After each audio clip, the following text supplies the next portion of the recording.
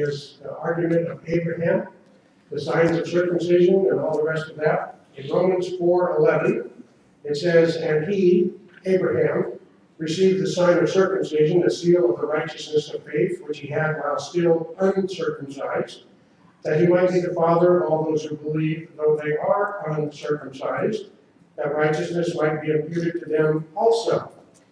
Verse 12, "And the father of circumcision to those who are not only of the circumcision, but who also walk in the steps of faith which our father Abraham had, while still uncircumcised." So if you guys think I'm beating a dead horse, just look at what Paul is beating, the same dead horse. And the same dead horse is the uncircumcision issue. Continuing with Romans 4:12, "The father of circumcision to those who are not only are the circumcision, but who also walk in the steps of faith, which our father had while still uncircumcised." He's referring not only of circumcision, which is a direct reference to the Hebrew nation itself, but to the uncircumcised, again, another direct reference to the Gentiles. By the way, just in case you had forgotten this, who Abraham was as well. Abraham was not a Jew, Abraham was a Gentile. In fact, at this point, there was no such thing as a Jew or a Hebrew. Well, the explicit statement is to those who walk in the steps of faith, as did Abraham, while still a Gentile, uncircumcised. It's pretty hard to beat that particular argument. Romans 4:13. "For the promise that he would be the heir of the world was not to Abraham or to his seed." Now, I want to stop there for a moment, because that's where so many commentators, not the good ones that we normally read, but commentators, preachers, pastors, teachers, they stop there. And if you look at that, "For the promise that he would be heir of the world was not to Abraham," if you put a period there, you're in big trouble, because that's totally out of the context. Because it's not to Abraham or his seed through the law. If there's an important clause in that particular verse, it's that one. Because otherwise, it was to Abraham and his seed, and it would be through the law. But it's not. But it's through the righteousness of faith. And we've talked a lot about that. We'll probably talk about the righteousness of faith some more. Paul is going to point out the phraseology by use of the example of Abraham, and he's going to give the history of the two seeds. Now, this is a kind of an interesting history if you've never followed it, because there was two seeds of Abraham. Do you remember what they were? There was Isaac, and there was Ishmael. Two seeds, one of faith and one of the law. I think we often miss that. Abraham was the father only if the promise was made to Abraham on the consideration only of the righteousness of Christ. If it was laid hold on by faith, then it can only belong to his spiritual seed, aka, or also known as, such as believe. Now let me go back to the last slide and look at the bottom, so you can put those together. The promise was made to Abraham only on the consideration of the righteousness of Christ. Look at the bottom. The seed of faith, the righteousness of Christ. As such, it belongs only to those who believe. Ishmael did not believe, Isaac did. Isaac's seed believed, Ishmael's did not. But it was not through the law, but it was through faith. For the promise that he would be the heir of the world was not to Abraham or to his seed through the law, but through the righteousness of faith. So let's see if we can put that in a little simpler English. The promise that he would be the heir of the world was not to Abraham. It was not to his seed through the law. In other words, what he's saying is, in this historical background that he's given, it was not through Ishmael. It could not be. It had to be to Abraham through the righteousness of faith by way of Isaac. Now you see the historical background that Paul is going through. As Gentiles, we might not really recognize or even care about that sort of thing. But certainly the Hebrew Christians that he was talking to did care, because they are steeped in Hebrew history. Their history, in some cases, means more to them than anything. In fact, if you even talk to a current person who is a Jew, They can be the most irreligious person you know, and yet their history means everything to them. I am a Jew. I am promised the land. We are back in the land. We are going to build our temple or whatever it happens to be. But the promise was not just to Abraham, but to Abraham's spiritual seeds as well. Logically and reasonably, then, we're going to have to come to a conclusion. If the promise made to Abraham was made upon only the righteousness of Christ, and it was only by faith in the righteousness of Christ, then it could only belong to Abraham's spiritual seed, in other words, to those who believe. Did I say the reason up there? Yeah. I can't see it. Since the promise was made to the father, it must also be made to the children, so that if it was made to the father through faith laying hold on another's righteousness, it must be made out to the children, and we can add as well there. That's a very important part. Notice the explicit clarification used to explain how he and his seed was and would be justified. He should be the heir of the world, to him through the righteousness of faith. More explicit clarification, not through the law. To confirm, not through the law. Paul is going to use some logic here. This is a long forgotten art form. And I had a discussion on Wednesday morning. He said, oh, it's not an art form at all. Well, you can call it whatever you want to. But logic has to be, to some degree at least, an art form.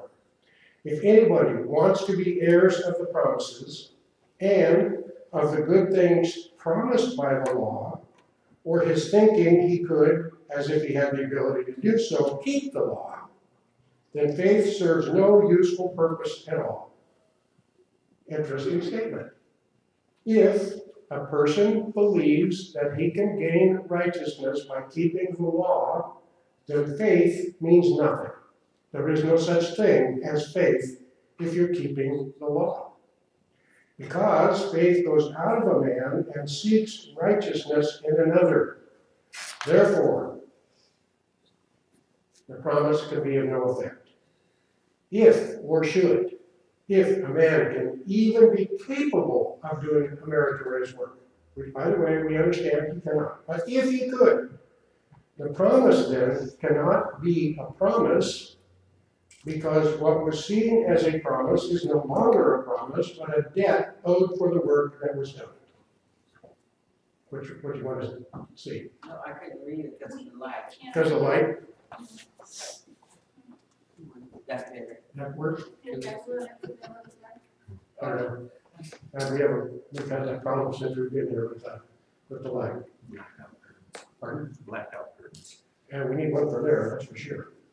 Okay, so should a man even be capable of doing a meritorious work? The promise cannot be a promise because what was seen as a promise is no longer a promise. But it's a debt for the work that was done. And we're going to go into that a little bit more. What is obtained by work is actually obligating a debt owed.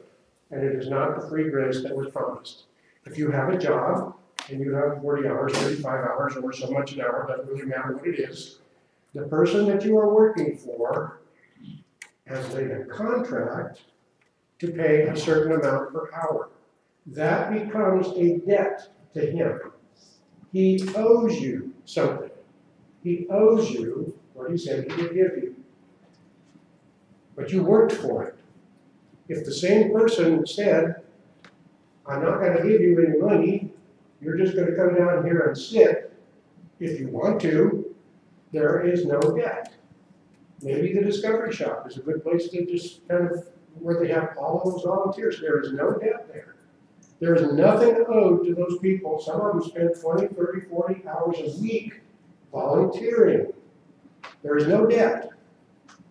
Now, sometimes they might be getting a gift, or like tonight is a Christmas party, or something of that nature. But there is no debt. And Paul wants us to see the difference between working for something and not working for something and it being given.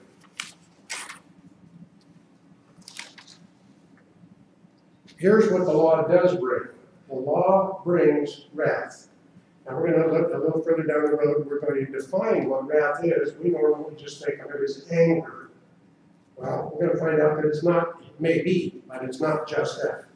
The law, which is not possible to keep, brings a sentence against all. Why is the law not possible to keep? Well, I didn't murder anybody. I kept that part of the law. God, did you say, and my wife likes to bring this one up. Do you ever say raka to anybody? Now we say that tongue in cheek and in jest because I do that all the time, just for fun. But do you really, really hate somebody? You have murdered them according to the law of God. So the law is not possible to keep, but it brings a sentence against everybody. It pronounces God's vengeance upon everybody without exception. You say, well, wait a minute, I'm a Christian. You are now. But prior to that, all you had was God's vengeance prior to becoming a Christian. Everyone, without exception, had God's vengeance upon them at one time. Nobody can procure anything at God's hand except for wrath by trusting in the law. Again, I want you to remember the word wrath because we're going to talk about wrath a bit. Everyone is detestable to the curse of God by nature, and the law only exacerbates the problem further. Exacerbates means carries it out further, makes it bigger, makes it worse. Because where there is law, there is no transgression. Yeah, in Montana, I don't know if this is still true in Montana, but I can remember when there was no speed limit in Montana. And at one time, there was no speed limit in Nevada. I think they changed that law. And I'm not sure about Montana. But in any case, in Montana, there is no speed law. If there is no speed law, it is acceptable to drive 125 miles an hour because it is not against the law. Where there is no law against something, there is no transgression. So if I wanted to drive, and I had a car that would do it, well, I do now, but I didn't. If I had a car that would go 125 miles an hour in Montana, and I wasn't being unsafe, that's the little kicker, but just forget that for now, then I was not violating a law because there was no law against it. There was no law that said I couldn't do it. If there is not a sign that says don't walk on the grass, you can walk on the grass and you are not trespassing. You are not violating any law. You are not transgressing a law because that law does not exist. With me so far? But where there is a speed sign, or where there is a don't walk on the grass, there is a transgression if one does so. I can remember going into Arizona a couple of years ago to go see our kids, and there was a sign as you entered the state. Certain vehicles can go 55, certain vehicles can go 65, and certain vehicles can go 70. And you might not see another speed sign for 25 or 30 miles because it's just all desert out there. Why put a bunch of signs out there? So they don't. But you entered into that state where there's a state law that says you may only go, and I think it was 70 or 75, whatever it was, doesn't matter. So there was a sign when you came into the state. There is signs all over the state of California. If you're towing a trailer, if you're a three-axle vehicle, and so on and so forth, you can only go 55 miles an hour. Do they go more faster? Yeah, they do. They are transgressing the law. And there doesn't need to be 500 signs to transgress the law. It's a state law. Where there is a speed sign or a sign to walk on the grass, there is a transgression if one does so, and there is a possible penalty. There is a penalty. But whether you get caught or not is the issue. Where there is a law, there is transgression. And because of our corrupt nature, we cannot obey the law, and therefore the law brings God's wrath. So we get into the promise, also known as the covenant. In fact, there's a book up here, a little paperback, nobody took the show on the covenants. I have 2 or 3 copies, but in any case, the promise and the covenant are the same thing. Galatians 3:16, now to Abraham and his seed were the promises made. He does not say, and to seeds as of many, but as of one, and to your seed, who is defined in the context here in Galatians. It's also defined in the context of Romans. It's also defined in the context of the Old Testament from which it was taken, as to your seed, who is Christ. Galatians 3:17, and this I say, that the law, which was 430 years later, cannot annul the covenant that was confirmed with appointed by God in Christ that it should make the promise of no effect. Remember, we have the covenants. We have the covenant of grace, of which the covenant of redemption, the covenant of redemption, of which the covenant of grace is a part. And if you don't understand the covenants of redemption and grace and works and see the distinguishing marks between them, you need to spend some time doing that. But the 430 years later was the Ten Commandments. Now, there's been a big argument over whether it's a reinstitution and all of that. And I can't see that the argument is worth arguing over. But regardless of all that, the law cannot annul or disavow or change or do anything against the covenant that God made. Who was the original covenant made with? Let me ask the question. Do you guys remember? Because this is very important. Who was the original covenant made with? You mean the Abrahamic covenant? Now you're making a distinction. Who was the original one? The original covenant was made with somebody. No, it wasn't the Abrahamic covenant. It wasn't the Noahic covenant. It wasn't the Adamic covenant. What was it? Grace between God and Jesus. Which is called what? I don't remember the term. Covenant of redemption. Okay. That is the overriding covenant of everything. Every other covenant in some fashion is going to fit underneath the covenant of redemption, including the covenant of grace. Now, if you think about it, the covenant of redemption is a covenant of grace. I mean, that's unmerited favor to us. It wasn't to Christ. They had a conference and made a deal. They had a contract with one another. But please always remember that every covenant that God has given must come underneath the covenant of redemption, of which the covenant of grace is a part. Now, the covenant with Adam was a covenant of works, because he broke it. After that, it became the covenant of grace to him as well. But that's a whole other subject, and I won't parcel that out today. But again, the law, which was 430 years later. Another thing that often comes up is people say, well, so what? Ten Commandments, big deal. God gave the Jewish people the Ten Commandments. What is the overriding commandment that was given way back at the covenant of Adam? God said, I have placed it on everyone's heart. So a lot of people would like to argue, well, the Code of Hammurabi, which was many hundreds of years before the Jewish law ever came out, already had these laws. Duh. I mean, if God has placed it on everybody's heart, I would hope that somebody else has figured it out.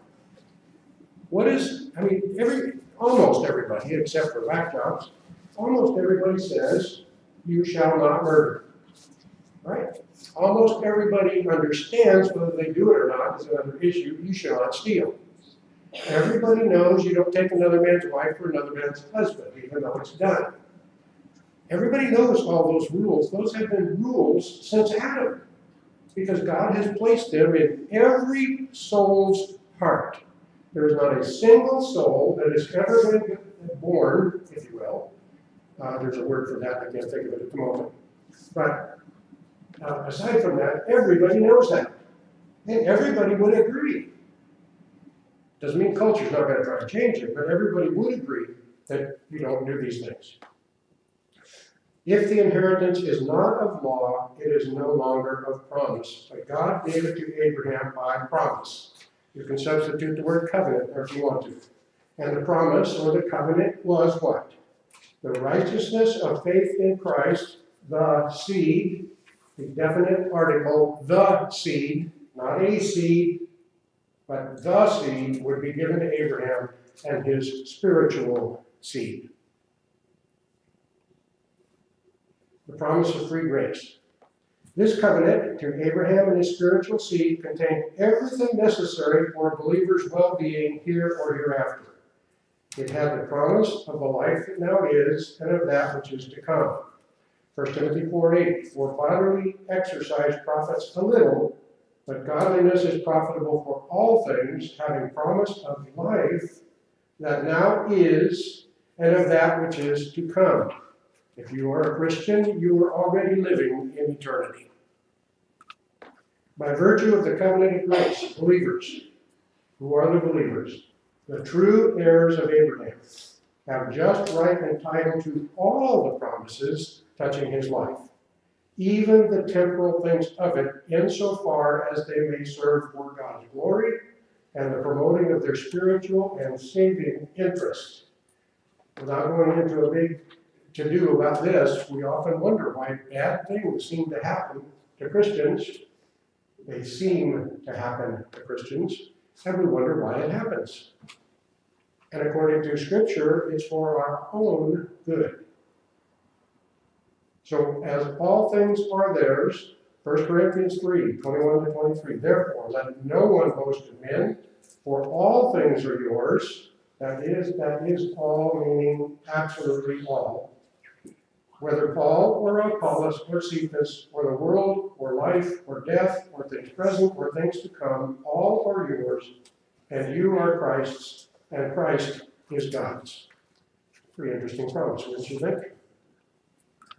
The law is binding, however. It is our ignorance of what the law binds. And I went ahead and decided to look that up just in case you misunderstood what binds means. It means obliges or obligates. It compels, it coerces, it requires. It is our ignorance of what the law binds on us that makes us trust too much in our own works, and therefore, the purpose of the law is to let us see that we cannot be heirs of the promises by the law, that the law cannot do anything except work wrath. Again, put that in the back of your mind, the wrath word. The reason is sin. We transgress the law, and we should expect the justice we rightly deserve. Most of us don't do that. Most of us never think about what the justice that we deserve really is. But we expect too much. Even in our refusal to be obedient to the law, we expect leniency. Now here I have to tell you a story, or at least you can see most of it, because I can't tell you how many violators I cited that were adamant that I should give them a break. I mean, they were crying sometimes, they were mad sometimes, they knew somebody sometimes. It didn't matter, I really didn't mean it. So-and-so, I was just following him, didn't you see him? You should give me a break to give him a break.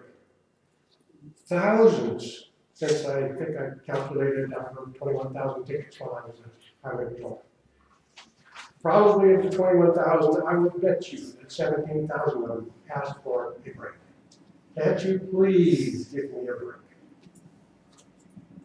Even when they admitted their guilt. Oh, officer, I know, I'm just so late for work. Or my favorite one is the preacher. I stopped on Sunday morning, and I probably told you this story. But I stopped this preacher going about 80, 85 miles an hour on my freeway. So I pulled him over, and I gave everybody a ticket, didn't matter. So I walked up, and I got all this stuff, and I came back, and he says, can't you please give me a break? I'm late, I'm supposed to be preaching at this church. My retort was, obviously, you're not preaching on Romans chapter 13. But still, even a preacher is asking for a break. Leniency. This is the point that we're making here. We expect too much. Even when we know we're being disobedient to the law, we expect leniency. As human violators before God, and we act the same way before God that we do in front of a policeman when we don't want a ticket. Robert Haldane, for the law worketh wrath, or works wrath in the modern. It is indeed the nature of every law to afford or to give the opportunity of transgression, the breaking of the law. Don't walk on the grass, you walk on the grass anyway. You got the opportunity. There's no big steel chain link fence that's 9 foot high that has barbs going on the wrong side of it so you can't climb over it to keep you off. That's what this is referring to. It is the nature of every law to give the opportunity of breaking that law. But the opportunity does not make it work or bring wrath. It is not punishable only for the opportunity. Walking down the sidewalk, I see a sign that says, don't walk on the grass. I have the opportunity to walk on the grass. There's nothing to stop me from it. It is a transgression, But if I don't do it, I have not broken the law. I might say, well, I could, but no, I'm not going to. That is not what brings about the wrath or the punishment. It is the law which is transgressed. It is my putting my foot on that sign in violation of that sign that is the transgression. And that's what he's talking about here. It is the law which violated the word, so brings the necessary punishment assigned, which is wrath. Such is the state of human nature, that the law of God, which all men transgress, so far from justifying them, can only work wrath or punishment. Now remember, I told you I wanted you to remember that word wrath. Because what that word literally is referring to is punishment. It is not necessarily referring to this uncontrollable anger. For one thing, God can't have anything that's uncontrollable. He made the law. He said, this is the punishment for violating the law, and you bring about my wrath, not my anger. You bring about the punishment that you brought upon yourself by violating the law that I made. No law makes provision for the exercise of mercy. Isn't that amazing? Mercy is something that we do not earn. It is something we do not deserve. If we deserved it or we earned it, it isn't mercy. Simple. But it requires perfect obedience to all its commands. And when this is not yielded or given, it pronounces wrath on every transgressor. Now that wrath that's pronounced is wrath or punishment that we earned. We don't like to think of earning our punishment, but we really do earn our punishment. Because we ask for it. We know that we can't step on the grass. By stepping on the grass, we literally have asked for punishment. We know that we're not supposed to drive above 65 on the freeway, but when we drive 75, we are asking for punishment. We are asking, please, highway patrolman, stop me and give me a ticket. In our minds, we don't think that way, but that's really what we're doing. For where there is no law, there is no transgression. This is the reason why the law works wrath or punishment. It gives occasion or the opportunity to transgress, and transgression brings forth punishment. And this, the apostle asserts, is the nature of law in general. Where there is law, there is occasion or opportunity for transgression. Where there is no law, there could be no breach of the law. In Montana, you want to drive 125, 130 if your car will do it. If you have a Pantera, 200, 225, fine, go ahead. There's no law that says you can't.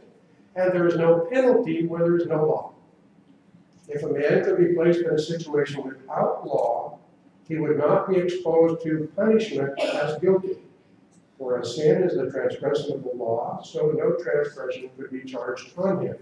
We have a lot of laws on the books that are very much like this. If you were not a policeman or in some way involved in law, you would find sometimes it's very frustrating because there should be a law, but there isn't. There should be, but there isn't.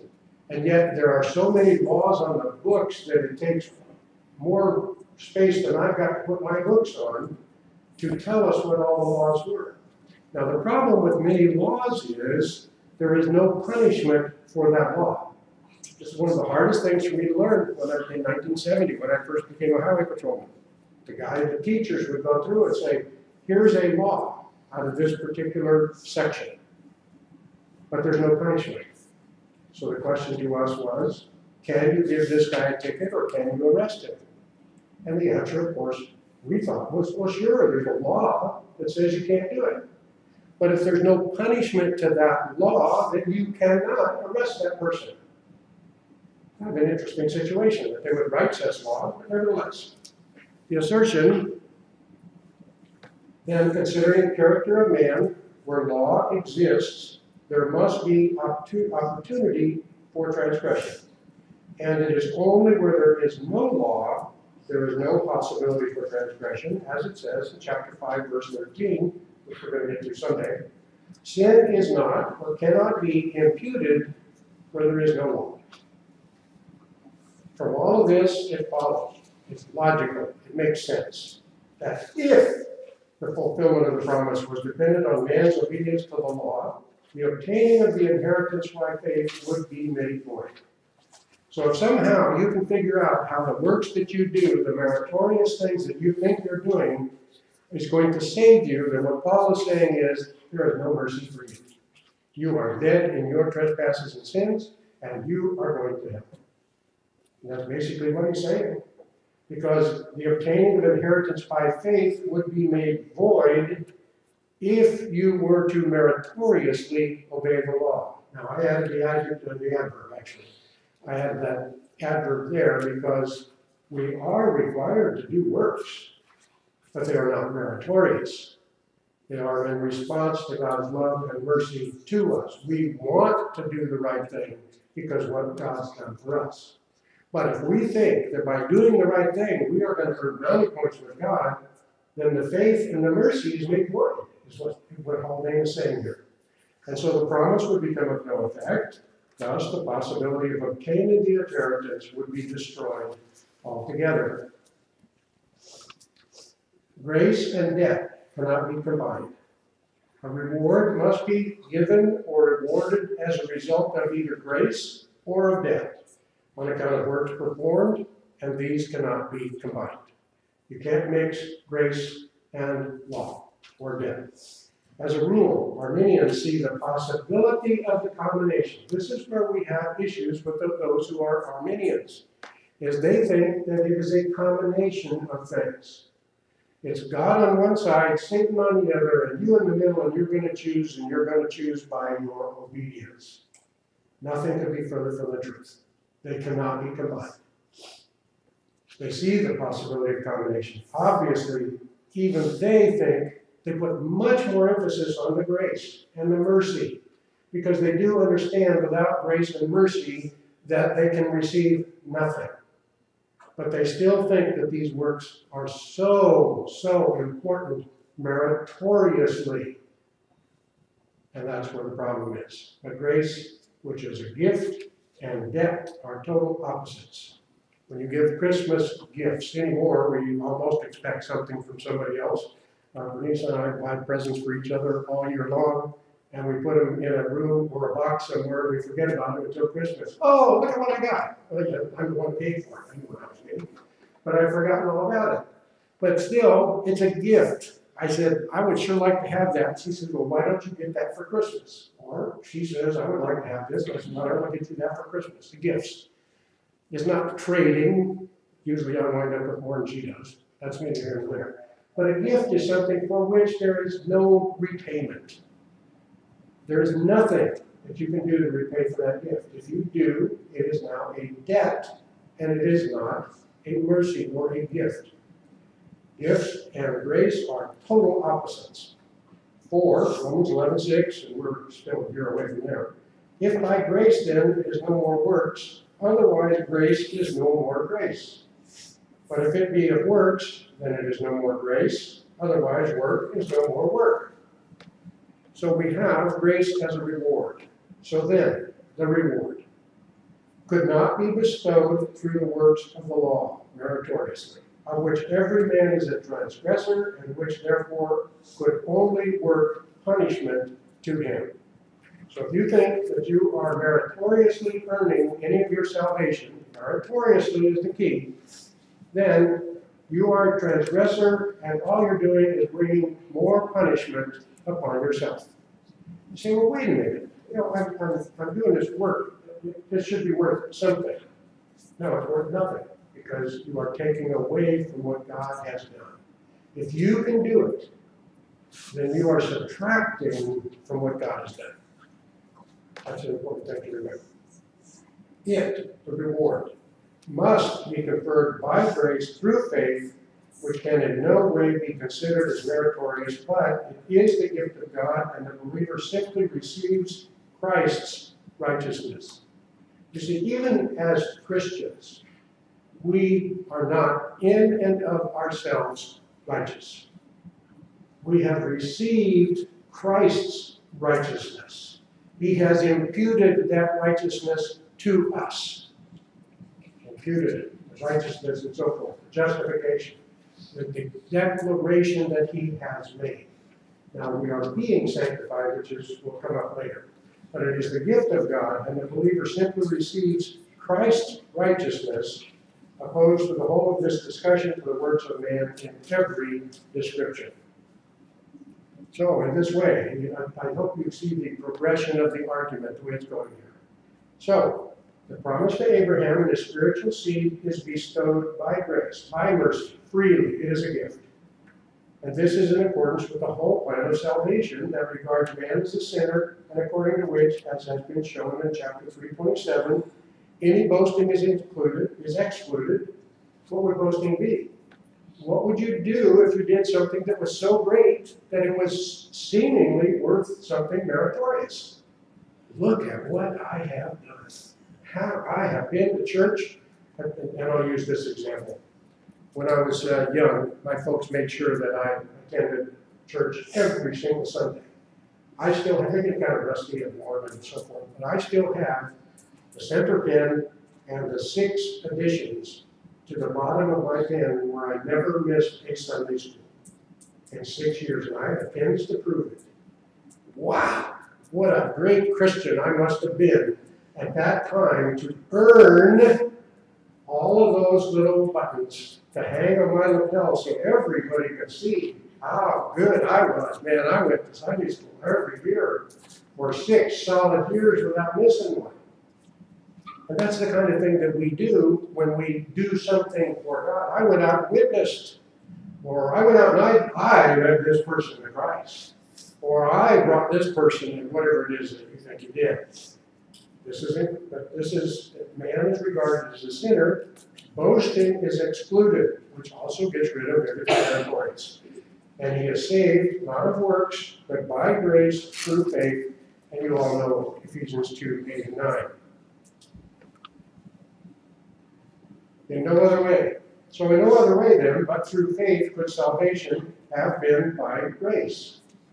Had it been bestowed in part or in whole as a reward of even as little as one good thought. Now that's very interesting. One good thought. When was the last time any of us had a really one good thought that wasn't selfish in some way or another? Probably never. If we sin with every breath we take, which we do, then we probably have not thought of one good thought. Because that would be a perfect thought. That would be God's thought. We're not capable of that. Even with imputed righteousness, we're not capable of that. And normally speaking, and I'll say normally, most of our one good thoughts are selfish. They're ones that somehow or another enable us to feel better about something, maybe ourselves, maybe not. But in any case, had it been bestowed in part or in whole as a reward, even as little as one good thought, it would not and could not have been by grace. Now maybe we do have some good thoughts. So we're back again to are the thoughts meritorious or not? When we get to the end of this, I'm going to give you what I think could be considered a good thought in its proper context. Grace selects its objects. Now this I found very exciting. Mercy, grace, the free gift, selects its object. I don't go down to Walmart, cheapest place to buy anything, not here anyway. I don't go down to Walmart and buy a present for every one of you. One thing, I don't have money, but I don't do it, and I don't want to do it. I select the object or the person that I want to give something to. I want to give my kids presents. I want to give my grandkids presents. I want to give my wife presents. May or may not want to give my parents presents back. But you see the point. I select, hand select. I choose, so much for the Armenians. I choose to whom I will give this gift. Now, we get mad, some people do anyway, in a sense, at God, why didn't you choose somebody, so-and-so? I've been praying for him for 20 years. And Jonathan Edwards would say, to what did you obligate God because you prayed for 20 years? God chooses the people that he saves. He chooses his objects. We shouldn't get mad at that, because if we did, you'd have to get mad at me because I didn't go down and buy every one of you a present. I have chosen to whom to give a present. And it has been certain people that I have chosen. The only merit that these people possess, as far as I'm concerned, is they happen to be my bloodline. Other than that, there is nothing. So the way then in which the promise was to be accomplished, depending on the sovereign will of God, who said, "My counsel shall stand, and I will do all my pleasure." Isaiah 46:10. I will choose whom I will choose, and my counsel in that regard will stand. Nobody is going to change my mind. Nobody. Whose gifts and calling are without repentance was rendered secure, and the promise could not be made void by unworthiness or mutability of man. Who could be more unworthy than one of the thieves on the cross?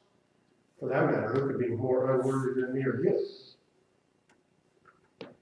So back to grace, select its objects. For the sake of illustration only, have you ever thought about how you decide to give a gift? Ever? To whom to give it? Did you give it because you expected something in return? If you did, it wasn't a gift, it was a debt. That person gave me a gift, therefore, I have to give him one back. No, you gave him back a debt. You did not give him back a gift. Did you give it because you expected something in return?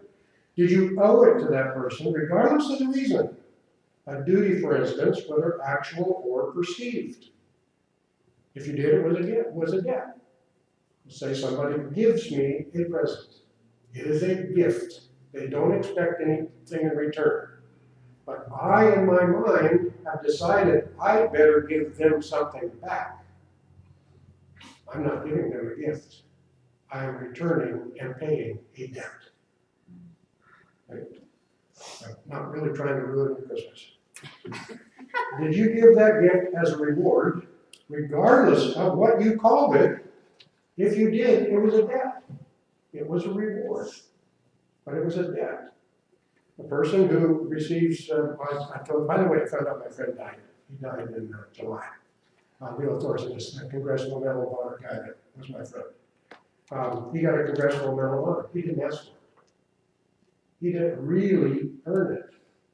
He did some things that were absolutely, that I would never dream of being able to do. John McCain's another one. We would never dream of being able to do what they did. If that medal was given to them based on the merit of what they did, then that medal was a debt to that person. If the medal was given to them as a gift, maybe to remind them, thank them, whatever. In a sense, it's still a debt that's being paid. It's important that we figure out the difference between mercy and grace and debts.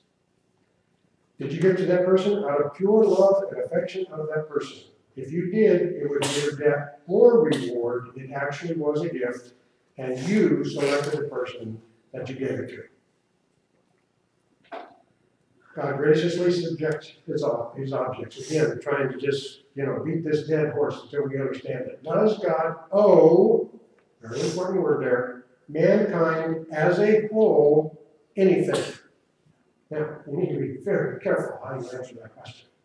So let's continue. Does God owe the Hebrew nation anything at all? Read the question. Does God owe Christians anything at all? And really be careful how you answer that one.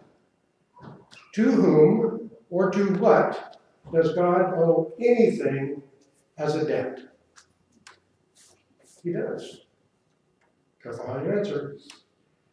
To whom or to what does God owe anything as a reward? Is God obligated to administer grace to anyone? The real question is, to what or to whom is God obligated? The entire letter to the Romans has the answer to all of these questions. I'm tempted to give you the answer. Do you really want to know what the answer is to all of the questions? Yes. Really want to know? Yes. He is obligated to perform his covenant. He is obligated to perform his promise. All of those questions that I asked in the slide before require a thinking, logical answer. And the only answer, the only thing that God is obligated to do is to keep his covenant. Now, that should cause us to think, am I a part of that covenant? If there's only one thing that God's obligated to do, I'd better make sure that I'm one of those to which the covenant applies. Because otherwise, the only thing that he is obligated to do, which is part of the covenant, by the way, remember, go back to the two seeds. Isaac's seed, the obligation was to salvation. Ishmael's seed, the obligation was to eternal damnation. You see, the covenant has two sides. The promise has two sides. Until we get our pea brains around that, we're going to have trouble being obedient, accepting God's grace, receiving the gift, all the rest of that. So let's go back to the previous slide and see how all this fits. He is obligated to perform his covenant. Does he owe man anything as a whole at all? What is the answer? Yes, he does. He does owe mankind something. What is it? He gave it to Adam. He told him when Adam sinned, what did he owe? Death. God owes, based on his covenant with Christ, the covenant of redemption, he owes every man eternal damnation. He owes it to them because they have asked for it. He says, you want it? I'll give it to you. I'll just give it to you. No big deal. Does God owe the Hebrew nation anything at all? Absolutely he does. Exactly the same thing he owes everybody else. Does he owe Christians anything at all? The reason I said be careful how you answer is because yes, he does. To whom or to what does God owe anything as a debt? To whom or to what does God owe anything as a reward? Is God obligated to administer grace to anyone? Yes and no. Who is he obligated to administer grace to? Those who have faith in Christ, based on Christ's righteousness, not ours. Now, you see, what I'm really trying to do, and I'm not trying to be too technical, but at the same time, we have gotten so simplistic in our understanding of everything that we would have just normally said, does God owe mankind anything at all? No, he doesn't owe us anything. Why not? Does God owe the Hebrew nation? Oh, yeah, he owes the Hebrew nation something because he promised the Hebrew nation. He made two promises. Within that one covenant, there were two promises. You do what I say, faith in Christ, I will save you. You don't, eternal damnation. To what is God obligated? And we answer that one on the next one. He is obligated to perform his covenant. Which covenant is he required to perform? The covenant of redemption. Because he really does owe that to Christ. Christ did all the work. Christ incurred all of the debt. And Christ earned, please notice the words I'm using, earned the reward. And what is the reward? All those who have placed their faith in Christ. And you see, I'm parsing this stuff out. We could blow through this stuff and get nothing out of it. And we'd be really good Armenians and probably even better Roman Catholics until we actually start to parse these things out. And Paul is doing as good a job as anybody has ever done. Charles Hodge in verse 14. The apostle meaning, therefore, obviously is that if those who rely on their own works are the heirs of promise and are accepted on the condition of obedience to the law, then the whole covenant is broken, faith is made void, and the promises are made no effect. Is made void means is made useless, and you can look this up yourself. 1 Corinthians 1:17. The cross of Christ is made useless, if that previous presupposition is true. 1 Corinthians 15:17 it says, your faith is vain. It is not only without foundation, but it is absolutely useless. Not specifically of Moses, but of God. The promise is made of none effect. In other words, it's invalidated. Romans 3:3. What if some were unfaithful? Does their faithlessness nullify the faithfulness of God? This is kind of the same question that God asked Job. Like, where were you when I made these decisions? Romans 3:31. Do we then overthrow the law by this faith? Absolutely not. By no means, he says. On the contrary, we uphold the law. The very fact that we try and overthrow a law means that we actually believe that it works, that there is something there that we must do. It is plain from the whole design and argument of the apostle that by law and its whole connection, he is not specifically talking about the law of Moses, he's talking about the law of God. When was the law of God made in relation to the law of Moses? A couple thousand years before. Maybe even 3,000 years before. I was thinking eternity past. And well, yeah, actually, you're right, eternity past, in human thinking. So he has reference to the Gentiles as well as the Jews. His purpose is not simply to convince his readers that obedience to the Mosaic law cannot save them, but that obedience in any form, works of any kind, are insufficient for a man's justification before God. So, therefore, from the context requiring, as so many of the modern commentators assert, an exclusively reference in this connection to the law of Moses, it imperatively demands the reverse. Opposite is what he's saying. So here's the Apostle's argument. The Apostle's argument here is that the inheritance must be by faith, not by the law, for the law can only condemn, bring about wrath, bring about punishment. You asked for it, you got it. The law brings punishment, but without the law, there could be no condemnation because there would be no sin. Besides, Paul does not make the distinction between sin and transgression. Some people do make that distinction, and there isn't one. What is here said of transgression is, in Romans 5:13, the same thing is said of sin. Where there is no law, there can be no sin, because the very idea of sin is the lack of conformity to a rule to which conformity is due. Don't walk on the grass. So that when there is no rule or standard, there can be no absence or lack of conformity. You can speed in Montana because there's no law against it.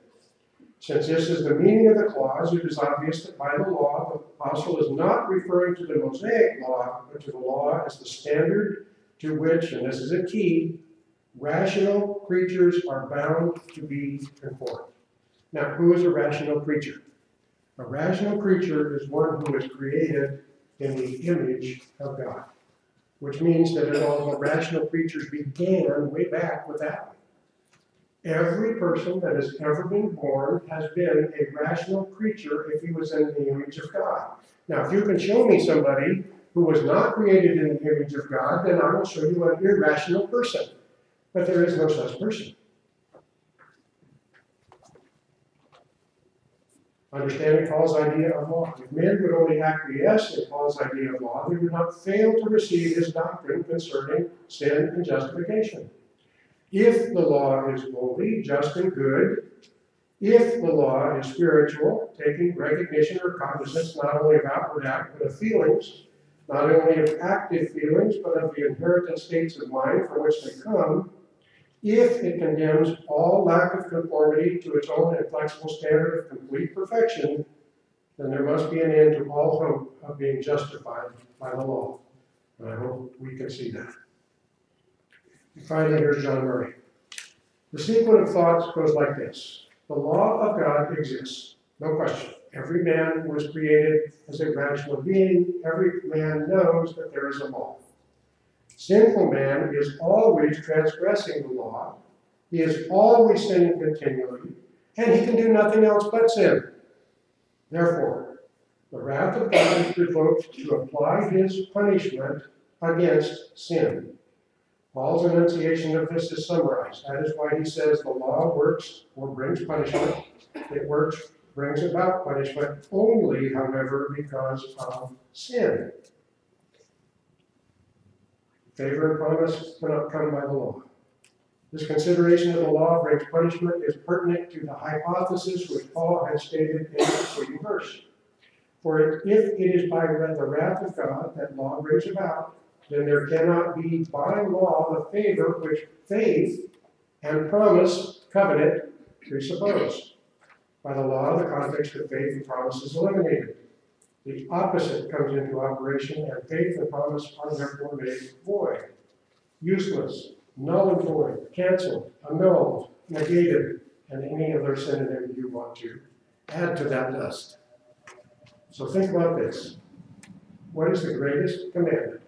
Well, first we need to define commandment, because normally when we say commandment, we always go back to the 10.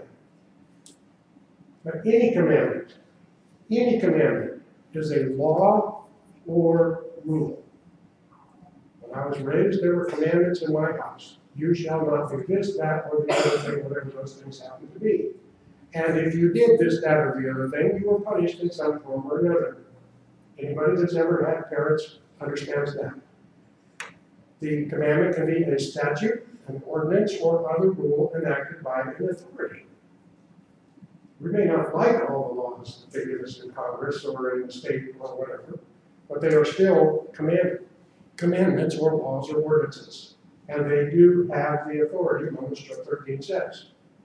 A judicially established legal requirement, sometimes even a precedent. So we have what we call in our government even case law, which very often we disagree with, but there's still case law, precedent. So when Jesus asked, what is the greatest commandment, the correct answer was to love the Lord thy God with all thy heart. Jonathan Edwards. So we know to break any commandment or any rule is to transgress or sin, the punishment of which is deserved and, by the way, must be administered. Remember, we talked a little bit ago about what is God obligated to do. Jonathan Edwards stated it something like this. If the greatest commandment is to love the Lord thy God with all thy heart, then to break the greatest commandment must be the greatest sin. Wow. The greatest law or commandment cannot be accomplished by us while on this earth. Therefore, how thankful we should be that Christ has paid our punishment for us, and our only requirement is to believe in him as he says he is. Now, the next slide is going to surprise most of you, at least most of you who know me. I am not a big tune singer. We do not allow tunes and choruses even to be sung in our worship service here. But I want you to notice the next one. Yep, already did it. I'm not a big proponent of the little bitty tunes or choruses, primarily because of the mindless repetition in most of them. But periodically, I think of this one, and I thought of it yesterday, which is why I added it. And I think this one actually is Christ honoring, as long as you don't sing it 5,000 times every day. Thank you, Lord, for saving my soul. Thank you, Lord, for making me whole. In other words, making me a justified person as you intended me to be. Thank you, Lord, for giving to me your great salvation, so rich, full, and free. That's it for this morning. Any questions, comments, anything anybody wants to bring up regarding any of this? Some of it a little technical, some of it a little complicated, but maybe it's about time we started getting a little technical and complicated in our understanding of Scripture. Mike does it on Wednesday nights for us, might be with us on Sunday nights. Nothing? I sing that song in my head, but I don't repeat it over and over and over. That one actually is biblical. I think we could probably get away with singing that one more often. Yes? I was just going to say, I liked the part about where you said that this is a gift, and he thought about who he wanted to give that gift to. We were just having this conversation this week. People that we know have always come up with the excuse, well, I can't believe in a God that could choose to send one of my children to hell and one of my children to heaven. And I liked how you said, well, you're asking God to be accountable then to you for one of your children and not one of your children. It's just, I never thought about it, the gift, like he actually chose who he was going to give the gift to.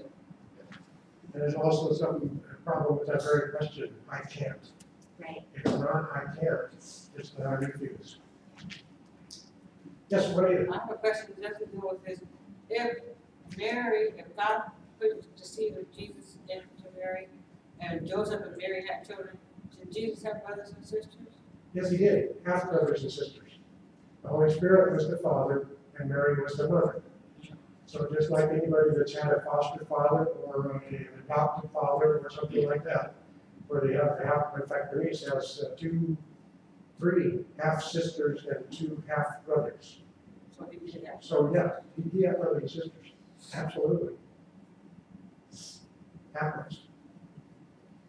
Yes. Are you saying, when you're defining meritorious, are you saying that as it relates to trying to receive salvation, or in general that there's no meritorious work on earth that man is capable of? There is no meritorious work, meritorious being the key. We are to work. We work out of gratitude. We work out of commandments for that matter. God has commanded us to do certain things. But the fact that we do them is not meritorious. In other words, it earns us no brownie points of going to heaven. What it does do, it shows that God is, after justifying us, declaring us as a Christian or as justified and going to heaven, that he is in the process of sanctifying us, because otherwise we'd always be stepping on the grass. That doesn't mean that we're not going to step on the grass once in a while, anyway, or in some ways, every time. But it does mean that we are being sanctified. This is why John Gerstner says, if you want to know if you're a Christian, go back and see the path that you have taken. Where did you come from? Where are you now? And where are you going? So, does that answer your question? A little bit. I mean, you hear the word merit thrown around a lot. I think there's an award of merit. There's things like that. And there's, Merit means deserving of what Christ is obligated to do. If he's obligated to keep the covenant on our behalf because of the righteousness of Christ, his obligation is to Christ, not to us. And there is nothing we can do to enhance that, to help that, to make it better, to get more brownie points. Right. You either are justified or you are not justified. If you are not justified, you cannot do any good works. If you, at all, meritorious or otherwise, none of your works are good. If you are justified by faith through Christ's righteousness, and therefore anything you do is not meritorious. Does that answer? Yeah, I think it does help. I just. Okay. Bernice, you had a hand? Juanita. I have another question. The cleanest over house I live in, they don't like when I pray out loud or when I bless the room and stuff. It's like something with panic attacks and demon attacks. Oh, we got quite people that don't believe in God at all. What do you do with them? Pray for him. Pray for them. Yeah, in fact, you want to really knock him up? Pray for him by name. Okay. Heavenly Father, I'd really like to pray for this person, John, who does not believe in you, and he's been doing this and this and this, but Lord, Yeah, they don't Save like when I put the version out on the door with the cross, because I get it. Let's say if I get an attack, my bed is all messed up in the mornings, coming apart from kicking and all that. The demons come at me, and I get up and pray, and I put the well on the door, and ask God for all the forgiveness and get the demons out of there. They do not like it. She washed it off the door last week, and I told her, look, when I put that on, you leave it on there. And so I did it the other day, and she left it on there. I said, I got a lot of faith in the Lord, and there you if go. He That's keeps me safe. what works. He's with me every day, and I told her, do not take that cross off the door. I got it on the front door, the side door, and the bedroom door. Yeah. Well, we can talk about that sort of thing, but the oil does nothing but your faith in Christ does, and your obedience to him does. Yes. Our works are the way that the rest of the world knows that we belong to Christ. There's an answer for you, Jimmy, that's better than mine. Our works is what shows the world who we're in love with. Christ. Good answer, thank you. Anybody else? They shall know you by your love. They will know you by your love for one another. Yes. Heavenly Father, again, we thank you for our time together. I pray that it was a time where you were glorified in the discussion that we had. And may Jesus Christ always be glorified in our hearts, in our actions, in our works, in everything that we do. In his name we pray. Amen.